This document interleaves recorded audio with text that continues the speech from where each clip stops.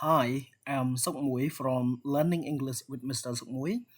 Today we are going to learn a short and simple English conversation for beginners. If you are just starting to learn English, don't worry, let's learn together. សួស្តីបងប្អូនអ្នករៀនភាសាអង់គ្លេសទាំងអស់គ្នានៅក្នុងវីដេអូនេះយើងនឹងនិយាយអំពីការសន្ទនាជាភាសាអង់គ្លេសខ្លីមួយហើយវីដេអូនេះផងដែរគឺសម្រាប់បងប្អូនអ្នកដែលទើបតែនឹងចាប់ផ្ដើមរៀនសន្ទនាគ្នាជាភាសាអង់គ្លេសដំបូងហើយបើសិនណាបើបងប្អូនចាប់អារម្មណ៍កំពុងតែស្វែងរកវីដេអូសន្ទនាគ្នាជាភាសាអង់គ្លេសកម្រិតដំបូងអញ្ចឹងវីដេអូនេះគឺត្រូវហើយតោះទៅតាមដានទស្សនាទាំងអស់គ្នាអញ្ចឹងនៅលើនេះខ្ញុំបានដាក់ចំណងជើងថា short English conversations for beginners ការសន្ទនាភាសាអង់គ្លេសខ្លីៗសម្រាប់អ្នកចាប់ផ្ដើមដំបូងអូខេហើយ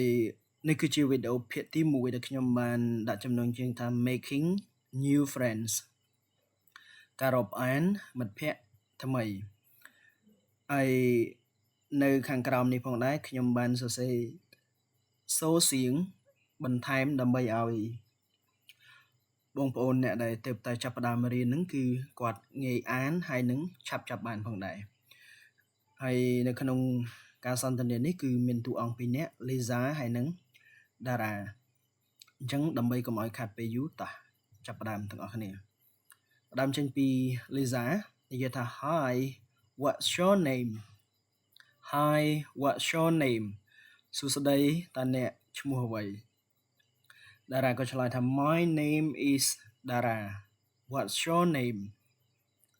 My name is Dara What's your name ឈ្មោះរបស់ខ្ញុំគឺ Dara តើអ្នកឈ្មោះអ្វី I'm Lisa Nice to meet you Dara I'm Lisa Nice to meet you Dara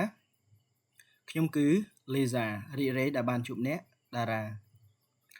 ចឹងនៅពេលដែលយើងចង់និយាយថាយើងរីករាយនៅពេលដែលបានជួបនរណាម្នាក់យើងប្រើឃ្លាថា nice to meet you អូខេ Dara ក៏ឆ្លើយតបមកវិញថា nice to meet you too nice to meet you too រីករាយដែលបានជួបអ្នកដូចគ្នាអញ្ចឹងនៅពេលដែលយើងចង់ប្រាប់គេថាយើងក៏រីករាយដែរណាយើងប្រាប់គេថា nice to meet you too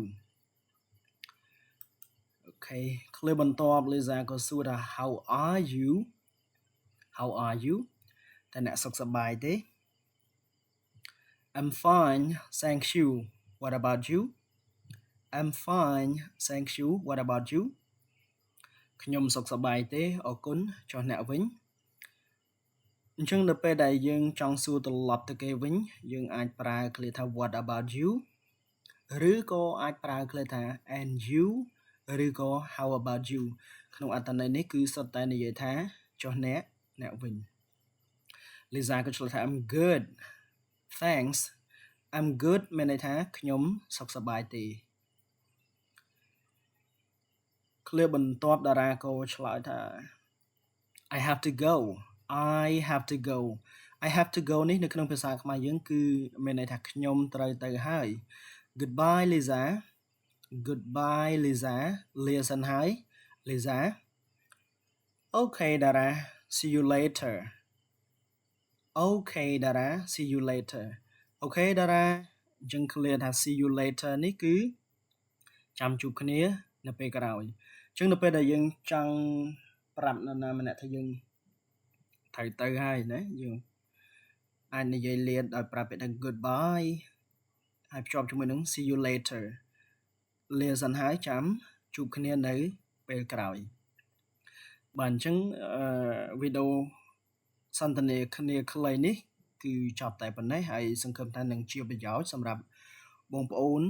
ដែលកំពុងតែចាប់ផ្ដើមរៀនសន្ទនាគ្នាវគ្គដំបូងបាទអញ្ចឹងសូមជួយ like ហើយនឹង subscribe ប្រសិនណាបើសិនជាបងប្អូនមានចម្ងល់អីអាច comment នៅខាងក្រោមវីដេអូនេះ Okay so thank you and see you in the upcoming videos goodbye